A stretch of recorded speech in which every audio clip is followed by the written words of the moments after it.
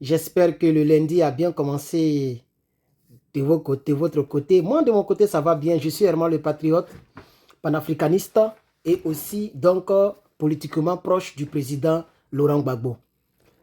Alors, je vais allumer un peu la lumière du salon. Voilà. Donc, les gens me demandent pourquoi est-ce que moi, Herman le Patriote, je n'ai pas parlé concernant M. Makosso Camille. Ok, à l'état civil, Ariel Makosso Camille. Vous appelez abusivement le général Makosso. Il a eu à toucher mon mentor, il a eu à dire des choses vraiment pas trop catholiques et j'ai préféré garder le silence.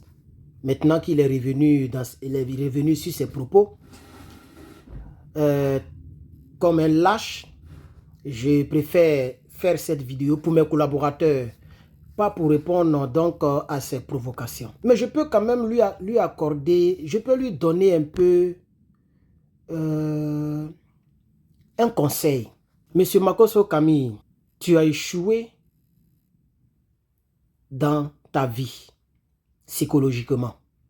Tu peux avoir l'argent, on nous informe que vous mougoussez votre fille, tu mougous ta fille parce que, pourquoi je vais te tutoyer, je vais te vouvoyer.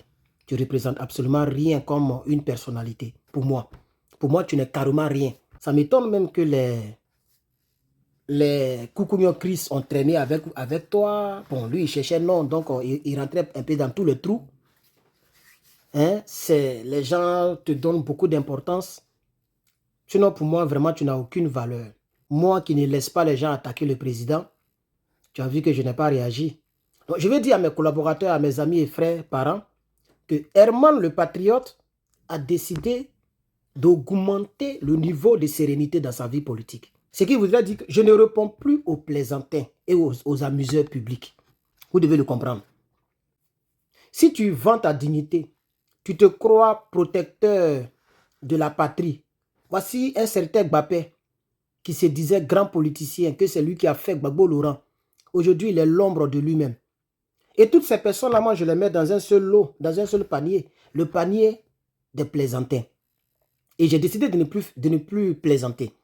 Donc, vous allez voir qu'il y a certains sujets où je ne parlerai pas à chaud, et de manière tremblante, de manière trop zélée. Non. Je prendrai mon temps. Les bavardages finiront et je viendrai pour dire à mes collaborateurs ce que je pense, soit ou donner juste un conseil.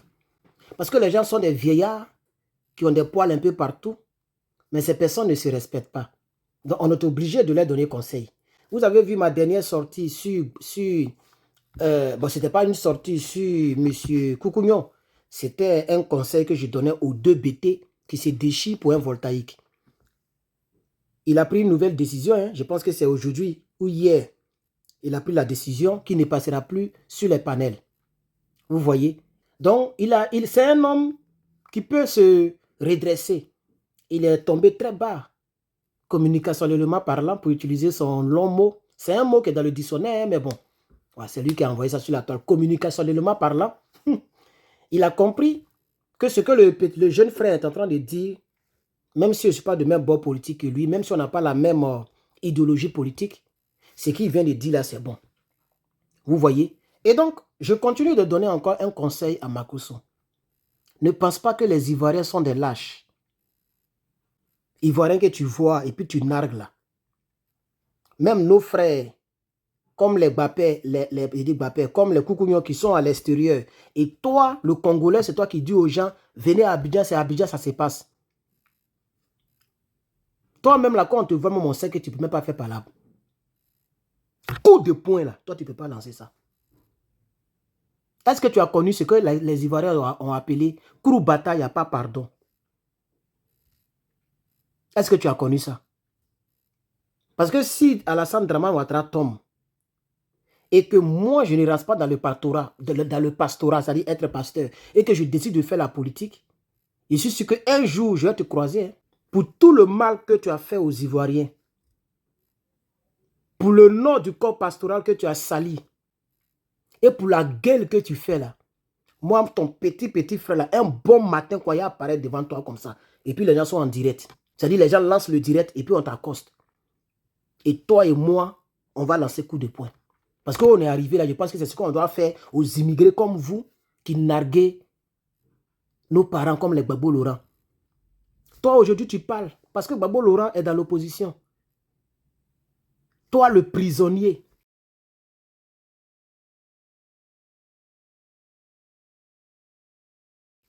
N'eût été la guerre de Soro Guillaume et de Draman Ouattara, toi, tu étais encore en prison. Parce que ton cas n'était même pas encore réglé. On ne t'avait même pas encore jugé. C'est toi qui l'as dit lorsque tu étais en communication avec le ministre malien de la jeunesse. Parce que le pays est pris en otage par vous, les étrangers. Au lieu de vous taire pour manger, vous nous narguez pendant que nous, on a faim. Vous nous narguez pendant que nous, on ne peut même pas rentrer dans notre propre pays. Il faut prendre ton calepin. Toi et puis ta fille met son brindis de balai là. Et puis noter tout le mal que vous faites aux Ivoiriens. Parce que vous risquez de le payer. Hein. Parce que si Gbagbo Laurent vient au pouvoir là, il aura des extrémistes en Côte d'Ivoire. Je risque d'en faire partie. Je risque de lancer des appels bizarres et puis ils vont te frapper dans les rues. Donc, le conseil que je veux te donner, c'est de te calmer, frère. Fais tes vidéos, il faut marmailler les gens que tu peux marmailler. Si quelqu'un il est né bête et que toi comme ça là, tu peux blaguer pour prendre son argent, mais tu prends à l'aise. Donc marmaille, joue ton faux rôle de pasteur. Joue ton rôle de général. Mais il faut laisser le président tranquille. Tu as vu que tout le monde a parlé, moi je n'ai pas parlé. Mais ça ne veut pas dire que je n'ai pas entendu, que je ne t'ai pas vu parler. Tu as bavardé, hein. Mais après, tu es revenu sur tes propos. C'est eux qui t'attaquent. Moi, ils laissé. Moi, mon problème, c'est qu'ils ne laissent pas faire comme ça. Vous ne voulez pas faire des Soro Guillaume là. Donc, tu veux te mettre sur la liste des ennemis des futurs cadres de ce pays. C'est nous les futurs cadres de ce pays. Tu vas tourner. Toi, tu ne seras jamais ministre ni quelqu'un en ton pays là. Toi, aucune région ne va te voter, même député ou même je ne sais, maire. Tu ne peux jamais devenir jusqu'à ta mort. Toi-même, tu le sais très bien. Les Ivoiriens savent qui tu es.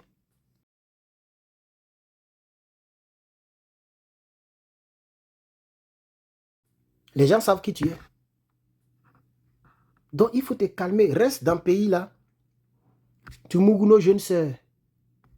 Tu marmailles nos mamans, nos parents. Tu te joues au pasteur. Et tu voles les gens. Et tu as soutenu la rébellion. Le gouvernement ne te touche jamais. Toi qui montres beaucoup d'argent. Mais c'est notre frère Apoutou qui est en prison actuellement. Moi-même, je pensais qu'il était déjà sorti. Hein. Parce qu'un jour, j'ai vu des postes, on dit Apoutou est dehors. Mais après, on me dit qu'il est encore dedans. Je ne comprends même plus rien. Il est encore dedans. Toi qui as montré beaucoup d'argent, ils n'ont jamais demandé la source de revenus de ton argent. Et puis, tu as fait une vidéo pour dire que toi, si on te demande, tu vas dire les offrandes. Et puis, l'affaire est mort. Et tu as continué à montrer. Donc, tu crois que tu es fort. Nous, on te regarde. Moi, je dis, je ne parle plus trop. C'est parce qu'elle est presque morte que maintenant, je viens pour faire cette vidéo pour mes collaborateurs, mes souscripteurs et mes amis qui me soutiennent. Alors, chers parents, comme vous l'avez vu à la 5e minute, nous sommes à 10 minutes, on a terminé. Je vais le dire de vive voix. Nous avons lancé notre leche. Peut-être ce Makosso va dire que voilà, il veut voler. C'est la première fois que je fais ça. Ce n'est pas du vol. Ce n'est pas aussi de la mendicité. Ce n'est pas que j'ai fait.